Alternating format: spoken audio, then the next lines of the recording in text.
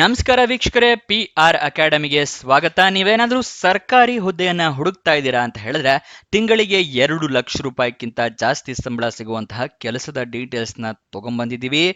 ಇದು ಯಾವ ಸರ್ಕಾರಿ ಹುದ್ದೆ, ಹೇಗೆ ಅರ್ಜಿ ಹಾಕೋಬೇಕು, ವಯೋಮಿತಿ, ಡೀಟೇಲ್ಸು, ಎಜುಕೇಶನ್, ಕ್ವಾಲಿಫಿಕೇಶನ್ ಎಲ್ಲದನ್ನು ಸಂಪೂರ್ಣವಾಗಿ ತಿಳಿಸ್ಕೊಡ್ತೀವಿ. ವಿಡಿಯೋನ ಕೊನೆ ತನಕ ನೋಡಿ. ವಿಡಿಯೋ ಶುರು ಮಾಡೋಕ್ಕೂ ಮುಂಚೆ ಇನ್ನೂ ಈ ಚಾನಲ್ ಸಬ್ಸ್ಕ್ರೈಬ್ ಆಗಿಲ್ಲ ಅಂದರೆ ಇವಾಗಲೇ ಸಬ್ಸ್ಕ್ರೈಬ್ ಆಗಿ. ಪ್ರತಿ ದಿನನೂ ಗೌರ್ನಮೆಂಟ್ ಜಾಬ್ ಡೀಟೇಲ್ಸ್ನ ತಿಳ್ಕೋಬಹುದು. ಹಾಗೆ ಅದರ ಪಕ್ಕದಲ್ಲಿರೋ ಬೆಲ್ ಐಕನ್ ಕೂಡ ಪ್ರೆಸ್ ಮಾಡಿ. ವಿಡಿಯೋ ಅಪ್ಲೋಡ್ ಆಗಿದ ತಕ್ಷಣ ನಿಮಗೆ ನೋಟಿಫಿಕೇಶನ್ ಬರುತ್ತೆ. ಇವಾಗ ವಿಡಿಯೋನ ಶುರು ಮಾಡೋಣ. NTPC ನವರು ಹುದ್ದೆಗಳಿಗೆ ಅರ್ಜಿಯನ್ನು ಕರೆದಿದ್ದಾರೆ. ಅಂದರೆ national thermal power corporation limited, ರಾಷ್ಟ್ರೀಯ ವಿದ್ಯುತ್ ನಿಗಮದವರು ಹುದ್ದೆಗಳಿಗೆ ಅರ್ಜಿಯನ್ನು ಕರೆದಿದ್ದಾರೆ. 150 ಹುದ್ದೆ ಖಾಲಿ ಇದೆ.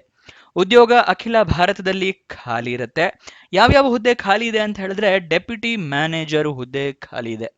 ತಿಂಗಳಿಗೆ 70,000 ರೂಪಾಯಿಂದ ಹಿಡಿದು 2 ಲಕ್ಷ ರೂಪಾಯಿ ತನಕ ಸ್ಯಾಲರಿ ಸಿಗುವಂತಹ ಜಾಬ್ ಇದಾಗಿರುತ್ತೆ. ಇದಕ್ಕೆ ಸೆಲೆಕ್ಷನ್ ಪ್ರೋಸೆಸ್ನ ತಿಳ್ಕೊಳ್ಳೋದಾದ್ರೆ, ರಿಟರ್ನ್ ಟೆಸ್ಟ್ ಇದೆ, ಅಂದ್ರೆ ಲಿಖಿತ ಪರೀಕ್ಷೆ, ಮತ್ತು ಸಂದರ್ಶನ ಅಂದ್ರೆ ಇಂಟರ್ವ್ಯೂ ಇರುತ್ತೆ. ಇದಿಷ್ಟನ್ನು ಪಾಸ್ ಆದ್ರೆ ನಿಮಗೆ ಜಾಬ್ ಸಿಗುತ್ತೆ.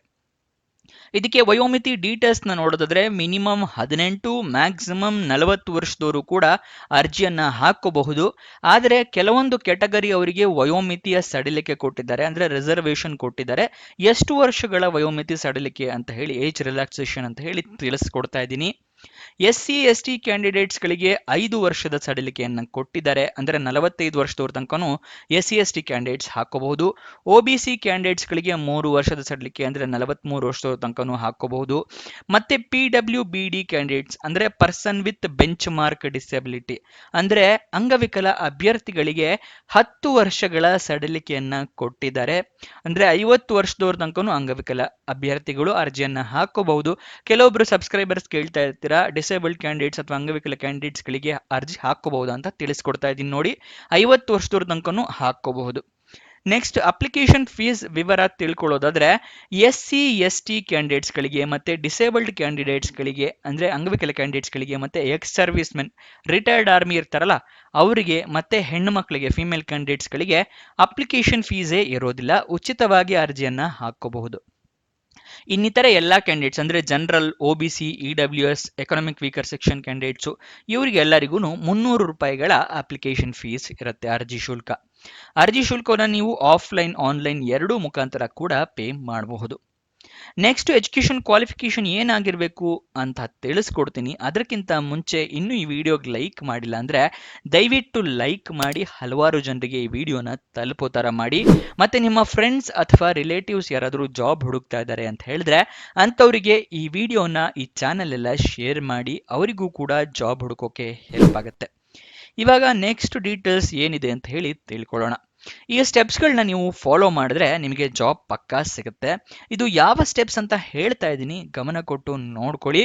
ಮೊದಲನೆಯ ಸ್ಟೆಪ್ಪು, ಅಫಿಷಿಯಲ್ ನೋಟಿಫಿಕೇಶನ್ PDF ನ ಸಂಪೂರ್ಣವಾಗಿ ಓದ್ಕೊಳ್ಳೋದು. ಏನಕ್ಕೆ ಅಂತ ಹೇಳಿದ್ರೆ, ಏನೇನು ಎಲಿಜಿಬಿಲಿಟಿ ಕ್ರೈಟೀರಿಯಾ ಇದೆ, ಏನೇನು ರಿಕ್ವೈರ್ಮೆಂಟ್ಸ್ ಇದೆ ಅಂತ ಎಲ್ಲ ತಿಳ್ಕೊಂಡ ನಂತರನೇ ನೀವು ಅರ್ಜಿಯನ್ನ ಹಾಕೋಬೇಕು. ಅದಕ್ಕೋಸ್ಕರ ಇದು ಓದ್ಕೊಳ್ಳೋದು ಅತಿ ಮುಖ್ಯ.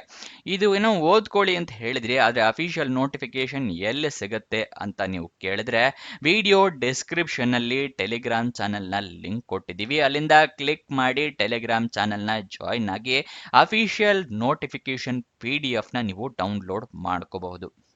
ಈಗ ಸೆಕೆಂಡ್ ಸ್ಟೆಪ್ಸ್ನ ತೋರಿಸ್ತಾ ಇದ್ದೀನಿ.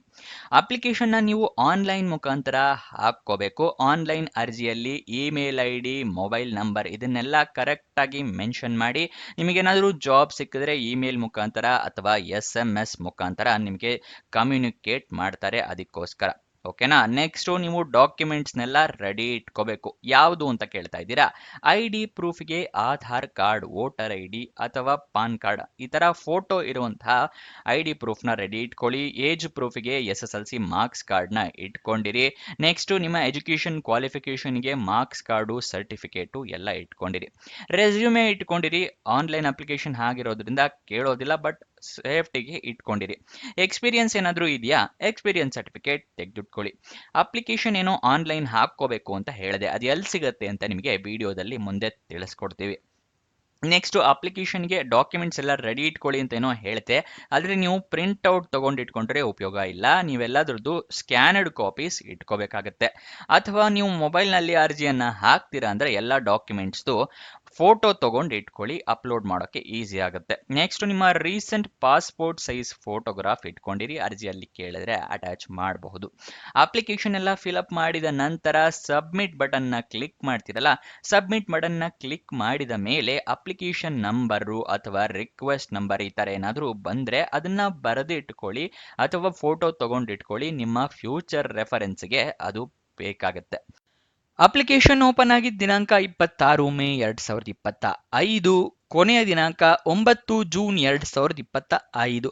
ಅಷ್ಟರೊಳಗಡೆ ನೀವು ಅರ್ಜಿ ಹಾಕೋ ಥರ ವ್ಯವಸ್ಥೆ ಮಾಡ್ಕೊಳ್ಳಿ. ಕೊನೆಯ ದಿನಾಂಕ ಹತ್ತಿರ ಬರ್ತಿದ್ದಾಗೆ ಸರ್ವರ್ ಕ್ರ್ಯಾಶ್ ಆಗೋ ಸಾಧ್ಯತೆ ಜಾಸ್ತಿ ಇರುತ್ತೆ, ತುಂಬ ಜನ ಅರ್ಜಿಯನ್ನು ಹಾಕ್ತಾ ಇದ್ರೆ. ಅದಕ್ಕೋಸ್ಕರ ಆದಷ್ಟು ಬೇಗ ಅರ್ಜಿಯನ್ನು ಹಾಕ್ಕೊಳ್ಳಿ. ಅಫಿಷಿಯಲ್ ನೋಟಿಫಿಕೇಶನ್ ಬಗ್ಗೆ ಆವಾಗಲೇ ತಿಳಿಸ್ಕೊಟ್ಟೆ, ಟೆಲಿಗ್ರಾಮ್ನಲ್ಲಿ ಸಿಗುತ್ತೆ ಅಂತ. ಆದರೆ ಅಪ್ಲಿಕೇಶನ್ ಆನ್ಲೈನ್ ಅಂತ ಹೇಳಿದೆ, ಅದರ ವೆಬ್ಸೈಟ್ ಅಡ್ರೆಸ್ಸು ಸ್ಕ್ರೀನ್ ಮೇಲೆ ತೋರಿಸ್ತಾ ಇದ್ದೀನಿ. ಇದು ನಿಮಗೆ ಎಲ್ಲಿ ಸಿಗುತ್ತೆ ಅಂದರೆ ಡಿಸ್ಕ್ರಿಪ್ಷನಲ್ಲಿ ವಾಟ್ಸಪ್ ಚಾನಲ್ ಲಿಂಕ್ ಕೊಟ್ಟಿದ್ದೀನಿ, ಅಲ್ಲಿಂದ ಕ್ಲಿಕ್ ಮಾಡಿ ವಾಟ್ಸಪ್ ಚಾನಲ್ಗೆ ಹೋದರೆ ನಿಮಗೆ ಅಲ್ಲಿ ಅಪ್ಲಿಕೇಶನ್ನ ಲಿಂಕ್ ಸಿಗುತ್ತೆ. ಪ್ರತಿಯೊಂದು ಜಾಬ್ ಅಪ್ಲಿಕೇಶನ್ ಲಿಂಕ್ ವಾಟ್ಸಪ್ನಲ್ಲೇ ಇರುತ್ತೆ, ಸೊ ವಾಟ್ಸಪ್ ಚಾನಲ್ನ ಜಾಯಿನ್ ಆಗೋದು ಮರಿಬೇಡಿ.